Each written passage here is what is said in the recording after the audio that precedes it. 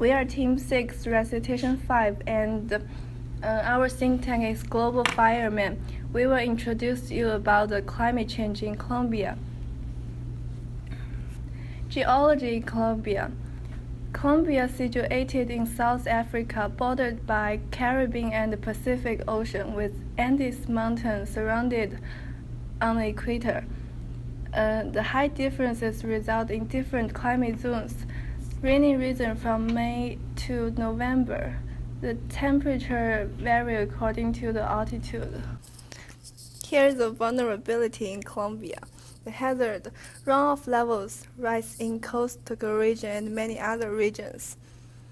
Exposure had prevalent floods and landslides in East Flatland and may cause water distribution problems and a deficit of water in a social dams in Andean region. Sensitivity, economic dimension, a greater risk of crop flooding as well as other natural events that affect agriculture production like windstorm and hailstorms.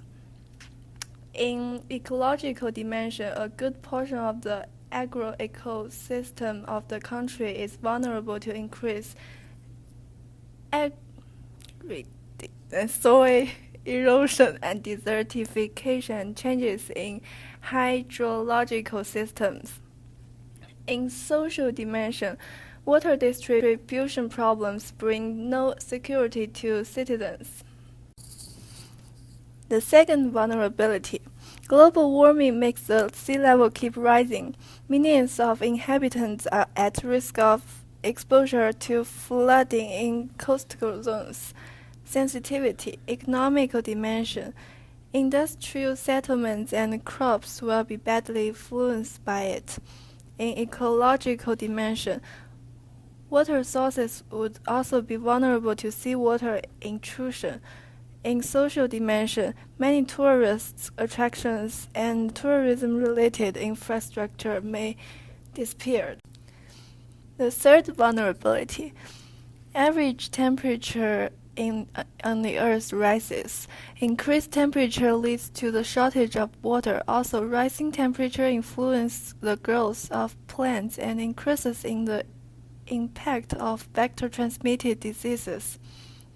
Sensitivity. In economic dimension, water shortage affected the production of agriculture.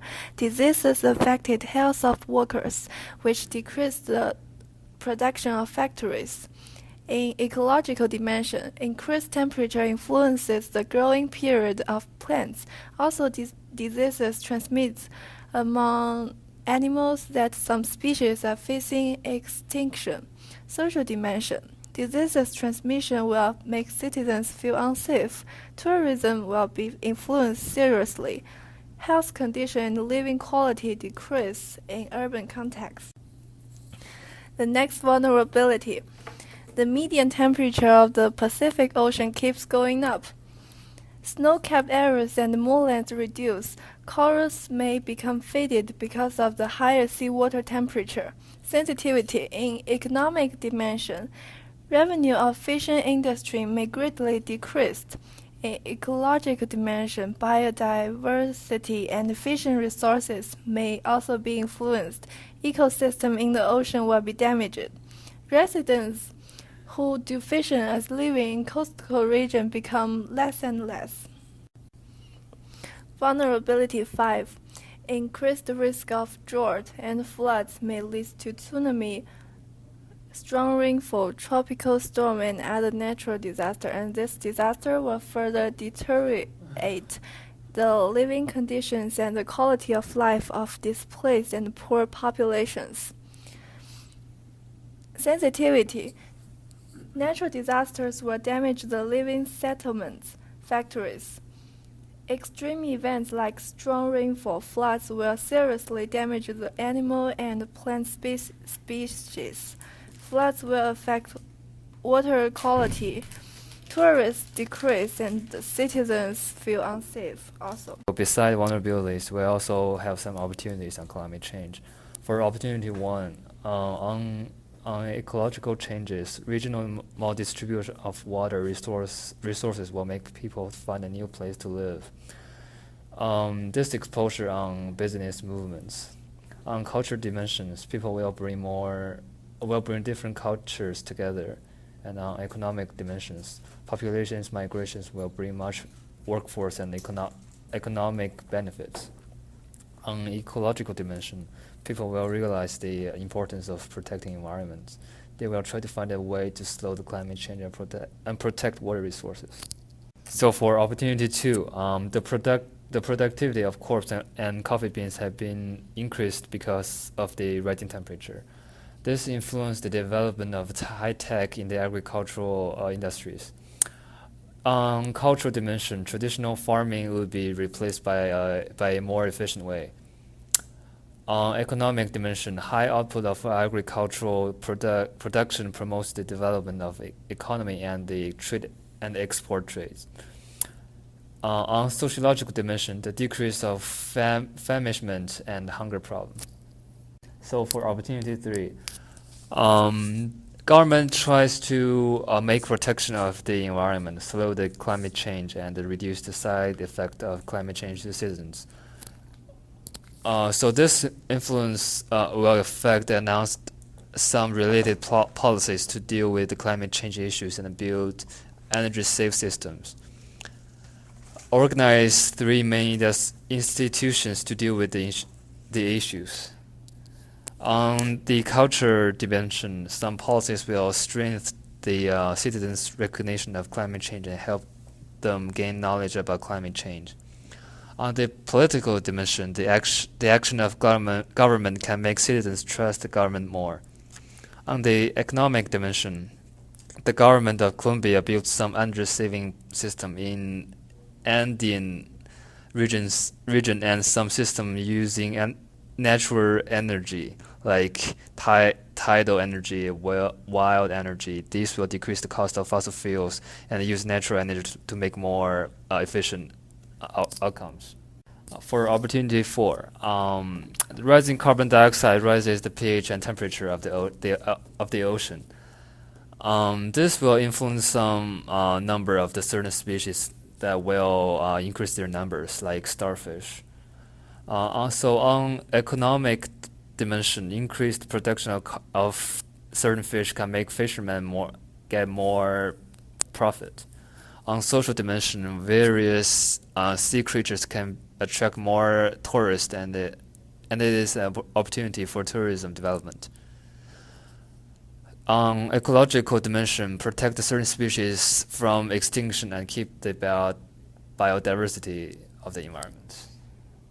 So for opportunity five, the government will think of different solutions of climate change problem. It is an opportunity for the government to create some more innovative plans.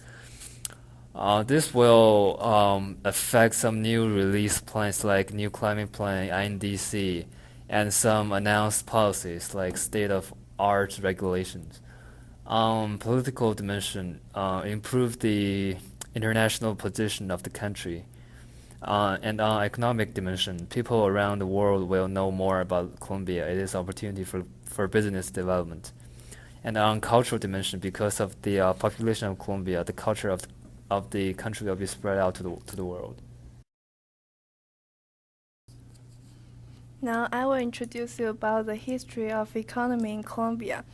In pre-colonial era, predominantly cultivated maize, grass, local fruit and vegetables like yuca and potato.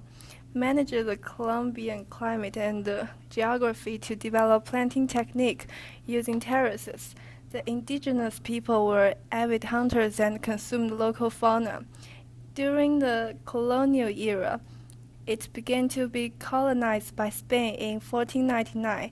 The Colombia's economy was extractive and exploitative, relying heavily on cheap native labor. The domestic industry was constrained during colonial period, and the colony functioned as a source of primary materials and the consumer of manufactured goods. After colonial period, the modern economy emerged after independence. In 1819, the wealth was concentrated in agriculture and commerce. The economy at that time was based primarily on mining, agriculture, and cattle raising, with contributions made by local artisans and merchants. And before Industrial Revolution, socio-economic changes proceeded slowly, and the economic system functioned as a loosely related group of regional producers rather than as a national entity. It based on coffee and other agriculture exports.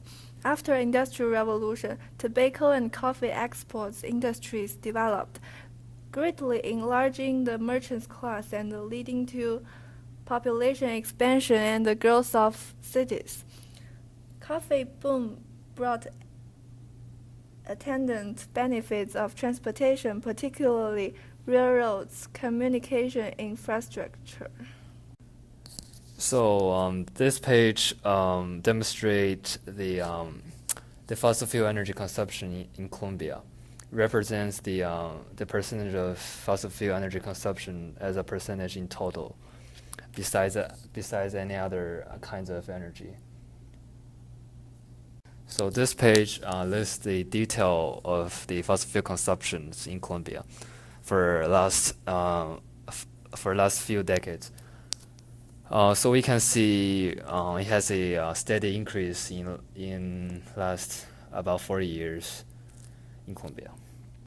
So the current emission, carbon dioxide emission are those stemming from the burning of fossil fuels and those manufacturers of cement. They include carbon dioxide produced during consumptions of solid, liquid, and gas fuels and gas flaring. This page has the latest value, historical data, forecast, charts, statistics, and economic calendars and news for CO2 emissions in Colombia. So we can see it also has a increase in charts. Hi, my name is Harry. I'm one of the group member of the Global Fireman, and I'm now to introduce the deforestation history of Colombia. Colombia loses 2,000 kilometer degree of forest annually of deforestation. According to the United Nations in 2003, some suggested that this figure is as high as 3,000 kilometer degree due to illegal logging in the region. Around one-third of the country's original forest has been removed as a result of the deforestation. Deforestation in Colombia is mainly targeted at primary rainforest, which covers more than 80% of Colombia. This has profound ecological impact in that Colombia is extremely rich in biodiversity, with 10% of the world's species, making it the second most biological diverse country on Earth. One of the main causes of deforestation in Colombia is the National Plan Pacifico, which is intended to raise revenue to develop the economy. The plan includes exploitation of Colombia's rainforest for the extraction of precious natural resource for exportation.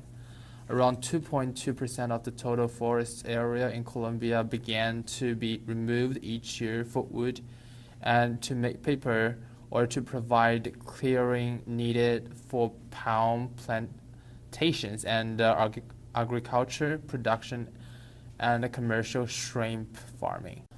Now I'm going to talk about the lifestyles in Colombia. The population of Colombia is approximately 46 million, and the majority of people live in the cities or on the outskirts of them.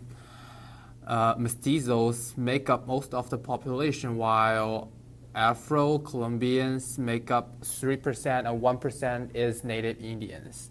The city people generally live better than farmers. The middle class jobs include businessmen and lawyers of the sort, while the working classes jobs include teachers, waiters, and shop owners.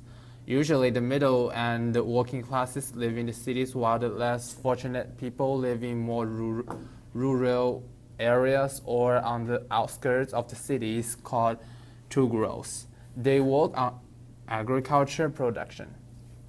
Okay, now we're going to talk about vulnerable people affected by climate change. The first one is the climate change affected senior citizens who do not have the resources somebody else might have to rebuild or deal with the smoke or deal with the heat. The second one is the children affected by the health effects of climate change related extreme weather events. The third one is the low-income people who planting crops. Their crops may be affected by climate change. The fourth one is the people with disabilities may be more susceptible to disease, have pre-existing health condition, or live in areas that do not prevent good health or well-being. The last one is people who live without areas to air conditioning. So what about the treatment is we have three. The first one is reducing greenhouse gas emissions, and the two is more effective, safer, and more sustainable development projects. The third one is decreasing the vulnerability of the land due to negative impacts of climate change. And the last one is increasing the capacity of communities to withstand extreme events. So what about trade-offs? The first one is to build wind power station on the Andean highlands area. What we can gain from this one is the variety of topography in Colombia enable us to use the wind energy reasonably. It's totally clean, sustainable, and efficient. But the last is huge wind turbine may attack and kill the seabirds or other species passing by. So the second solution is to build tidal power station by the coast. What we gain from this one is since Colombia is nearby the Pacific Ocean and Caribbean Sea, tidal power can be utilized to generate electricity for cities around. There is no pollution at all. The last is the project will occupy the habitat of people and animals settled by the shore. People have to move to interior part. This will make some city overcrowded. Okay, now we'll continue about the trade-offs. The third one is regional environment. Authorities are using guidelines for land use planning and restoration, which CI helped develop alongside NGO and governmental partners to help the most vulnerable high mountain area of the country build resilience against climate change impacts. So what we gain is this is a very safe way to protect and resolve the problem which happened in this high mountain area. What we lost is it take a long time to do the adjustment if some part get around. The fourth one is focus on the water supply assumption, set limitation and rewards to use the water resource reasonably. What we gain is it is very easy to carry out and can be replicated in other areas. What we lost is some citizens may not be willing to cooperate. The last one is to generalize the public bike to reduce the use of vehicle. What we gain is less emission of automobile exhaust, which is one of the greenhouse gases, improve the situation of bad traffic jam. What we lost is a lot of limitation due to the varied topography. Also, this program is very expensive and pricey. So for the next part, we are going to introduce the Colombia's involvement in UNFCCC and Kyoto. So now we are going to primarily talk about the day we signed the UNFCCC and Kyoto Protocol. So we signed the Climate Change Convention in 13 June 1992, and the date of ratification is 22 March 1995. And the date of entry into force is 20 June 1995. About the Kyoto Protocol, we didn't sign it, but we do have a date of ratification, which is 30 November 2001. The date of entry into Kyoto Protocol is 16 February 2005. Well, for the political platform, we have first, Colombia is the world's third most vulnerable country to climate change. The second one is first South American country to release new climate plan ahead of Paris. And third one is first national communication to the United Nations Framework Convention on Climate Change. The fourth one is Colombia became the first South American country to release its intended nationally determined contribution, or INDC, ahead of United Nations COP21 climate talks in Paris. The fifth one is Colombia's previous international pledge, made in 2009, consisted of a series of mitigation actions instead of national emission target. The sixth one is in its new climate plan since 2010, the country advanced actions such as reaffirming its commitment to reduce deforestation, but within a broader objective to limit overall national emissions. The last one is Colombia's INDC adopts a national economy-wide emissions reduction target for the first time, aiming to reduce greenhouse gas emission 20% below projected business as usual, what we call BAU emission, by 2030. With international support, this reduction target would increase to 30%.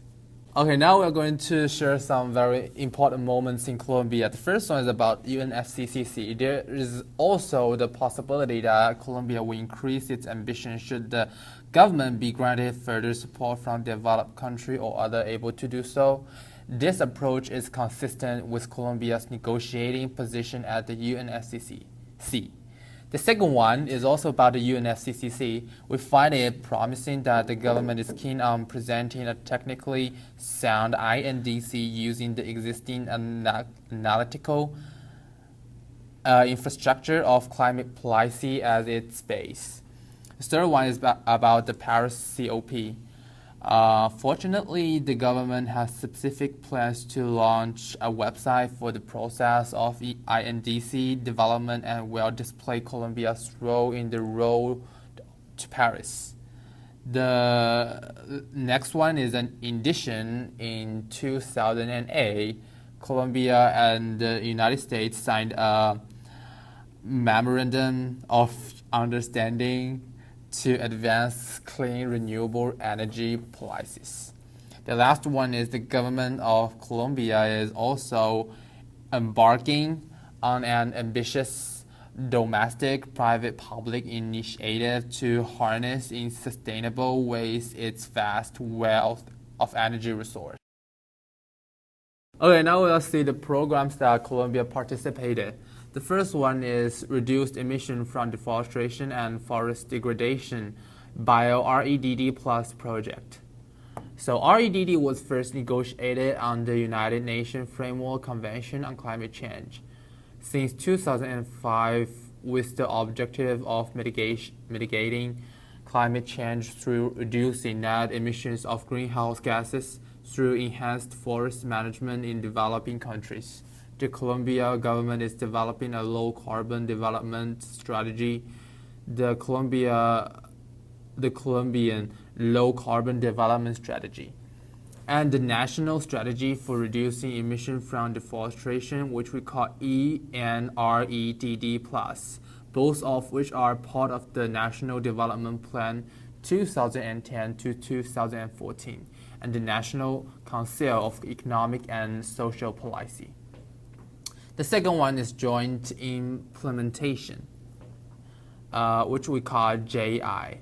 The objective of the Kyoto Protocol's joint implementation is to allow Annex 1 countries a more flexible and potentially cost-effective means to fulfill their Kyoto commitments. JI allows a country with an emission reduction commitment to generate emission reduction units from the domestic project and sell them to another Annex 1 country, which then use them to help meet its Kyoto target. This part is about confliction in Colombia. In Colombia, agriculture is the main contributor to greenhouse gas emissions, representing 76% and 45% of total emissions, respectively. One of the major issues is beef cattle production, which is both an important source of income to the local economies and a major contributor to greenhouse gas emissions. So, how did Colombia keep the economic development and greenhouse gas emission? We signed agreement which is called climate change and agriculture in Latin America and the Caribbean to find new options to relieve the acceleration of climate change. The next part is about the part of the world of Colombia. So far, Colombia has already joined these international organizations that contributed to the climate change list below. First is CDM project and reduced emissions from deforestation and forest degradation project, and Paris Agreement and the United Nations framework.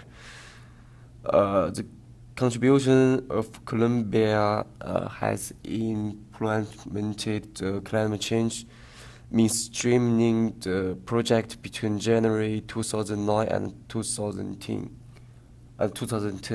with a total budget of US dollars like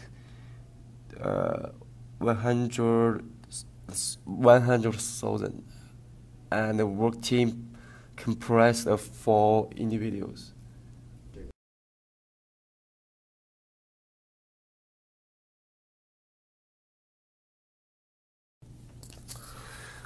This part that we conclude some recommendations.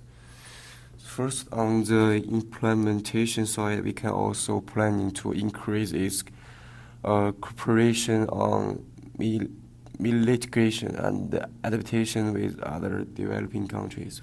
For example, a workshop was held earlier this year with other American countries to discuss and brainstorm like the INDC adaptation components. Furthermore, Colombia will consolidated a work strategy with universities and research in the climate technology center and network, and will continue its work with the private sector on climate finance. And the cost of cooperation with other countries needs financial cost. For example, work with developing country, Colombia needs financial support to develop the relation between two countries. Developed countries may be more strict with developing countries on financial demand. Finally, we are said that the benefits of the recommendation will improve the relationship with other countries cooperated. For the second recommendations, Colombia can send out the sentences to the developed country to research about GHG reduction and mitigation of climate change, and import and learn the advanced technology and science from other countries to slow the climate change. For instance, use more green energy to replace burning fossil fuel.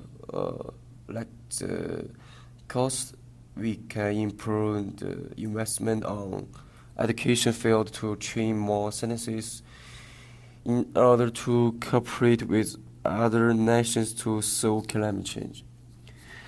The benefits, Colombian scientists can invent and create more advanced technologies to slow the climate change. The third recommendations, I will say that Colombia can definitely take use of their geographical characteristics to exploit new clean energy resources, since there are different types of which refers to the highland, lowland, rainforest, and coastal. Colombia can put more attention on the establishment of tidal power, wind power, and according to the different districts taking place, the use of traditional energy resources will greatly reduce the emission of greenhouse. The cost, the advanced energy source will cost more than fossil fuel, which would yield less normal energy source in a short period of time. For the benefits, the advanced energy source like wind power and tidal power be used for longer periods than fossil fuel and with no pollution of the environment. This part I will introduce the future development of Colombia. Colombia implemented that climate change mainstreaming project, which is to take care of the main vulnerabilities. The program has already stepped to its fourth stage. Our country is contributing to the climate change issues. However, Colombia is still concentrating on the problems and report the problems. We recommended our government invest this money on encouraging citizens to care low carbon lifestyles and enhance the awareness of climate change. We don't only need to find the problem but also resolve the problems. We believe that the power of the message was materially. Climate change affects everyone, and this is a puzzle that needs everyone's help. This is exactly what the Colombian government need to pay attention to. The last page I will introduce vulnerable groups of Colombia. The first recommendation I will give like the investments required to secure land rights for indigenous communities would be modest, but could generate billions of dollars in terms economically, environmentally, and socially. The second one is the estimated economic benefits for 20-year period. 54 to the 119 billion for Bolivia, and 523 to 1,165 billion for the Brazil. The third one is that people with disabilities and their families need adaptation and coping strategies and robot systems that can lower the harmful effects of climate change. And it can also promote the sustainable access to basic necessities. And the healthcare and social and civilization participation. The fourth one is that we can increase the rate of deforestation, and it can decrease the carbon releasing, and it will be helpful to the vulnerable groups. The last one is people with disabilities. Representatives of disabled people's organization. It's called DPOS and NGOS. It's two organizations can help the disabilities people, and it's a relief organization. The disaster and the emergency management communities, development protectors, and academics.